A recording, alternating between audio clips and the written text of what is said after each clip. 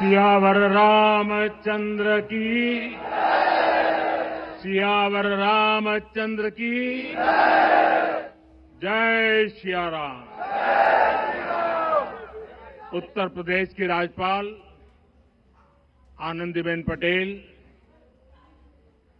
राष्ट्रीय स्वयंसेवक संघ के परम पूजनीय सरसंघ चालक डॉक्टर मोहन भागवत जी, उत्तर प्रदेश के मुख्यमंत्री योगी आदित्यनाथ जी, श्री राम जन्मभूमि तीर्थ क्षेत्र ट्रस्ट के अध्यक्ष पूज्य महंत नृत्य गोपाल दास जी,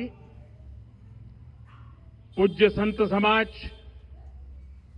यहां पधारे सभी भक्तगण, देश और दुनिया से इस ऐतिहासिक पल के साक्षी बन रहे कोटि कोटि राम भक्त, देवी और सज्जनों, आज अयोध्या नगरी भारत की सांस्कृतिक चेतना के एक और उत्कर्ष बिंदु की साक्षी बन रही है।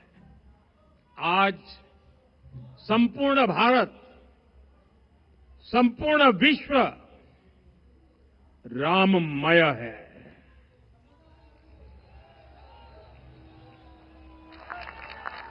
हर राम भक्त के हृदय में अद्वितीय संतोष है, असीम कृतज्ञता है, अपार अलौकिक आनंद है।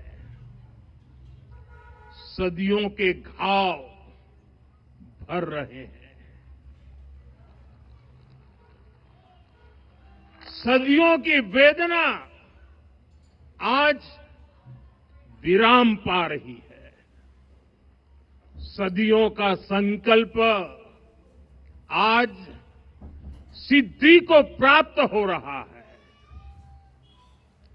आज उस यज्ञ की पूर्णाहुति है जिसकी अग्नि 500 वर्ष तक प्रज्वलित रही। जो यज्ञ एक पल भी आस्था से डिगा नहीं, एक पल भी विश्वास से टूटा नहीं। आज भगवान श्री राम के गर्भगृह की अनंत ऊर्जा, श्री राम परिवार का दिव्य प्रताप इस धर्म ध्वजा के रूप में इस दिव्यतम भव्यतम मंदिर में प्रतिष्ठापित हुआ है। और साथियों, ये धर्म ध्वजा केवल एक ध्वजा नहीं, ये भारतीय सभ्यता के पुनर्जागरण का ध्वज है। इसका भगवा रंग, इस पर रचित ओम शब्द और अंकित कोविदार वृक्ष राम राज्य की कीर्ति को प्रतिरूपित करता है। ये ध्वज संकल्प है, ये ध्वज सफलता है, ये ध्वज संघर्ष से सृजन की गाथा है, ये ध्वज सदियों से चले आ रहे स्वप्नों का साकार स्वरूप है। ये ध्वज संतों की साधना और समाज की सहभागिता की सार्थक परिणति है। साथियों, आने वाली सदियों और सहस्त्र शताब्दियों तक ये धर्म ध्वज प्रभु राम के आदर्शों और सिद्धांतों का उद्घोष करेगा। ये धर्म ध्वज आह्वान करेगा, सत्यमेव जयते नानृतम, यानी जीत सत्य की ही होती है, असत्य की नहीं। ये धर्म ध्वज उद्घोष करेगा, सत्यम एक पदम ब्रह्म सत्य धर्म प्रतिष्ठित, अर्थात सत्य ही ब्रह्म का स्वरूप है, सत्य में ही धर्म स्थापित है। ये धर्म ध्वज प्रेरणा बनेगा, प्राण जाए पर वचन न जाहिए, अर्थात जो कहा जाए वही किया जाए। ये धर्म ध्वज संदेश देगा, कर्म प्रधान विश्व रची राखा, अर्थात विश्व में कर्म और कर्तव्य की प्रधानता हो। ये धर्म ध्वज कामना करेगा, बैर न विग्रह आस न त्रासा, सुखमय ताही सदा सब आशा। यानी भेदभाव, पीड़ा परेशानी से मुक्ति, समाज में शांति और सुख हो। ये धर्म ध्वज हमें संकल्पित करेगा, नहीं दरिद्र को दुखी न दीना, यानी हम ऐसा समाज बनाएं जहां गरीबी न हो, कोई दुखी या लाचार न हो। साथियों, हमारे ग्रंथों में कहा गया है, आरोपितम ध्वजम दृष्ट्वा ये अभिनंदनित धार्मिका ते अपि सर्वे प्रमुच्यते महापातक कोटि भी, यानी जो लोग किसी कारण मंदिर नहीं आ पाते और दूर से मंदिर के ध्वज को प्रणाम कर लेते हैं, उन्हें भी उतना ही पुण्य मिल जाता है। साथियों, ये धर्म ध्वज भी इस मंदिर के ध्येय का प्रतीक है। ये ध्वज दूर से ही राम लला की जन्मभूमि के दर्शन कराएगा और युगों युगों तक प्रभु श्री राम के आदेशों और प्रेरणाओं को मानव मात्र तक पहुंचाएगा। साथियों, मैं संपूर्ण विश्व के करोड़ों राम भक्तों को इस अविस्मरणीय क्षण की, इस अद्वितीय अवसर की हार्दिक शुभकामनाएं देता हूं। मैं आज उन सभी भक्तों को भी प्रणाम करता हूं, हर उस दानवीर का भी आभार व्यक्त करता हूं जिसने राम मंदिर निर्माण के लिए अपना सहयोग दिया। मैं राम मंदिर के निर्माण से जुड़े हर श्रमवीर, हर कारीगर, हर योजनाकार, हर वास्तुकार, सभी का अभिनंदन करता हूं। साथियों, अयोध्या वह भूमि है जहां आदर्श आचरण में बदलते हैं। यही वह नगरी है जहां कि एक व्यक्ति कैसे समाज की शक्ति से, उसके संस्कारों से पुरुषोत्तम बनता है। जब श्री राम अयोध्या से वनवास को गए तो वे युवराज राम थे, लेकिन जब लौटे तो मर्यादा पुरुषोत्तम बनकर के आए और उनके मर्यादा पुरुषोत्तम बनने में महर्षि वशिष्ठ का ज्ञान, महर्षि विश्वामित्र की दीक्षा, महर्षि अगस्त्य का मार्गदर्शन, निषाद राज की मित्रता,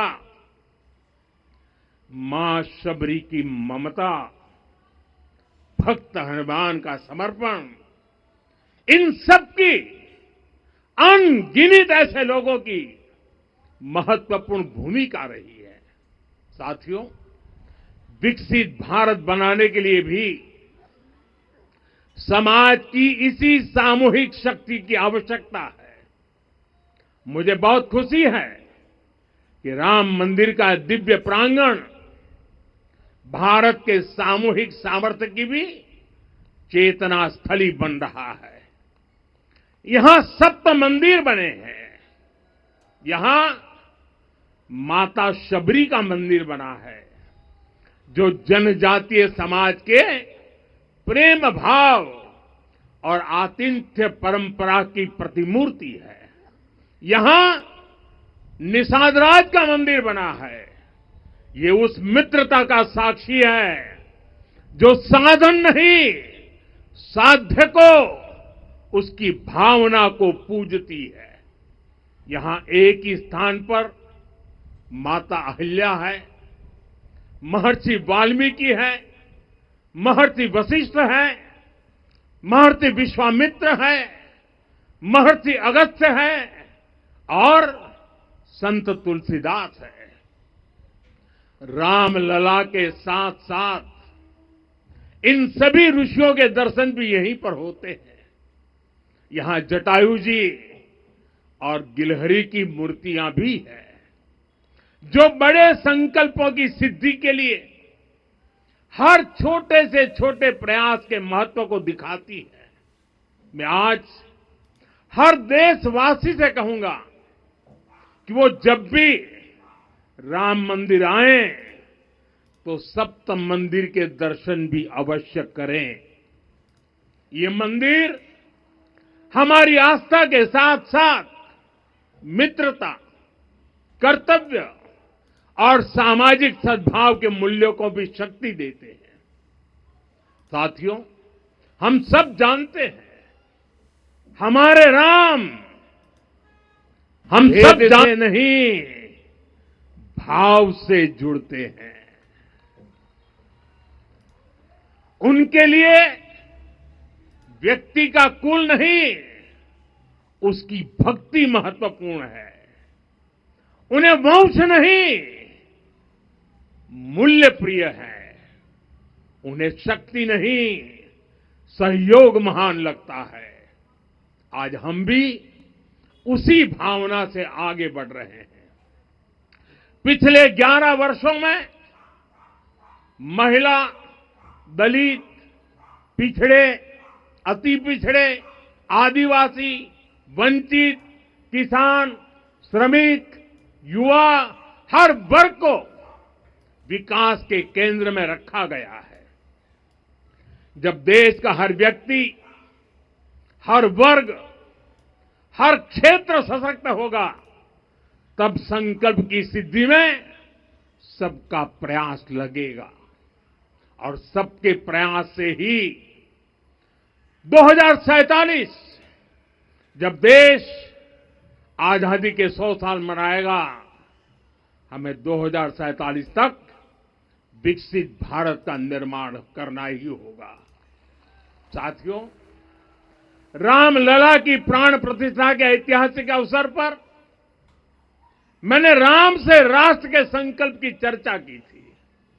मैंने कहा था कि हमें आने वाले 1000 वर्षों के लिए भारत की नींव मजबूत करनी है। हमें याद रखना है, जो सिर्फ वर्तमान का सोचते हैं वो आने वाली पीढ़ियों के साथ अन्याय करते हैं।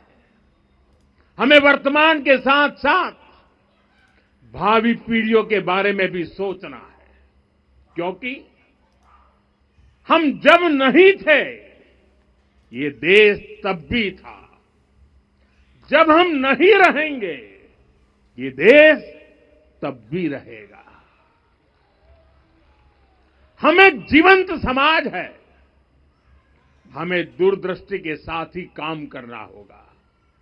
हमें आने वाले दशकों, आने वाली सदियों को ध्यान में रखना ही होगा। और साथियों, इसके लिए भी हमें प्रभु राम से सीखना होगा। हमें उनके व्यक्तित्व को समझना होगा। हमें उनके व्यवहार को आत्मसात करना होगा। हमें याद रखना होगा, राम यानी आदर्श, राम यानी मर्यादा, राम यानी जीवन का सर्वोच्च चरित्र, राम यानी सत्य और पराक्रम का संगम। दिव्य गुणे शक्र समो राम, सत्य पराक्रम।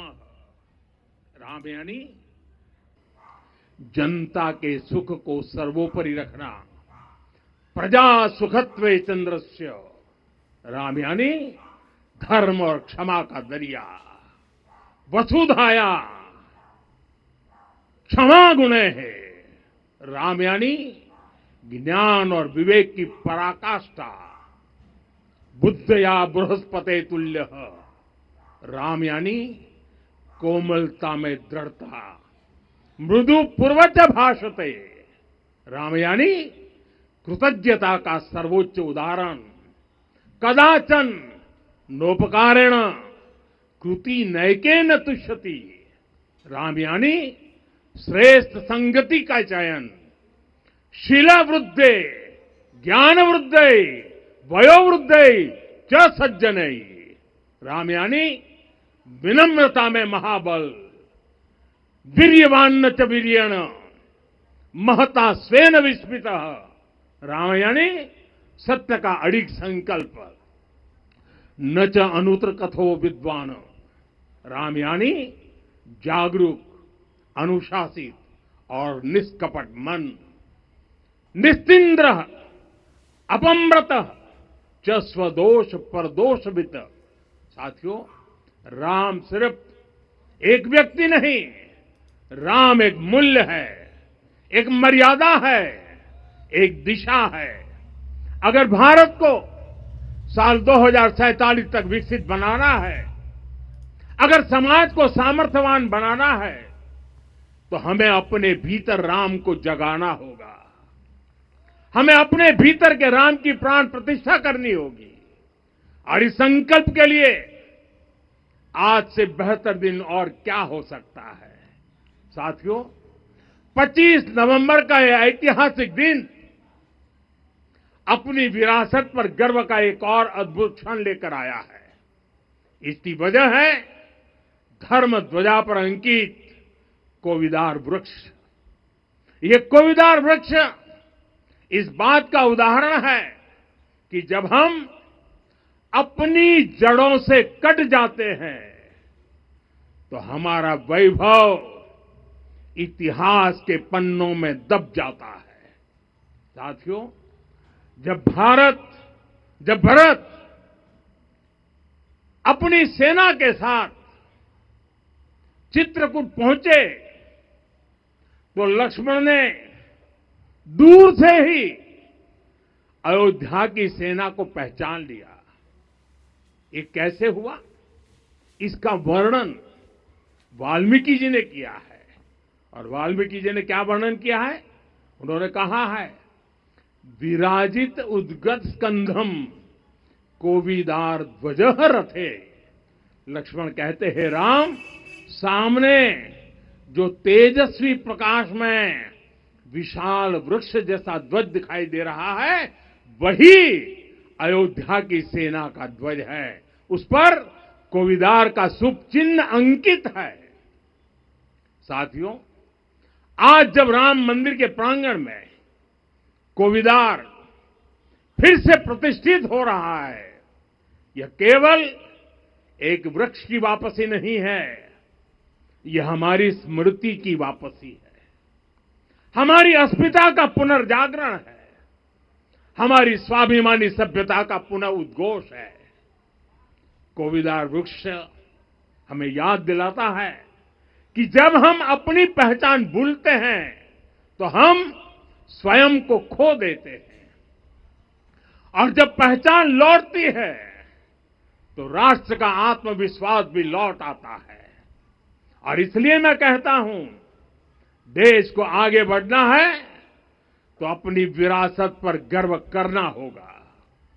साथियों, अपनी विरासत पर गर्व के साथ साथ एक और बात भी महत्वपूर्ण है, और वो है गुलामी की मानसिकता से पूरी तरह मुक्ति। आज से 190 साल पहले 190 साल पहले साल 1835 में 1835 में मैकाले नाम के एक अंग्रेज ने भारत को अपनी जड़ों से उखाड़ने के बीज बोए थे। मैकाले